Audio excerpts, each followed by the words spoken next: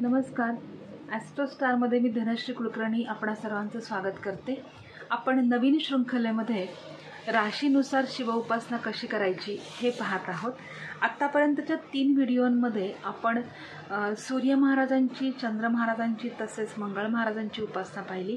आता आजच्या व्हिडिओमध्ये आपण पाहणार आहोत बुध महाराजांची नक्षत्र आणि त्याप्रमाणे जातकाने करायची उपासना. बुध महाराजांची 3 नक्षत्र आहेत. ती आहेत आश्लेषा, ज्येष्ठा आणि रेवती. या 3 नक्षत्रांना आपण बुध महाराज त्याचे स्वामी आहेत. यासाठीचा मंत्र आहे ओम रुद्राय नमः, ओम रुद्राय नमः, ओम रुद्राय नमः. हा मंत्र आपल्या राहत्या घरी जातकाने 31 वेळा पठण करायचा आहे.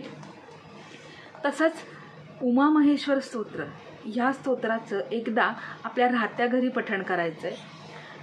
दान काय करायचं आहे या जातकांनी, तर शिवपिंडीवरती 1 मूठ हिरवे मूग आहेत ते दान करावेत आणि 1 किलो हिरवे मूग हे शिवस्मरण करून एखाद्या गरिबास दान करावेत.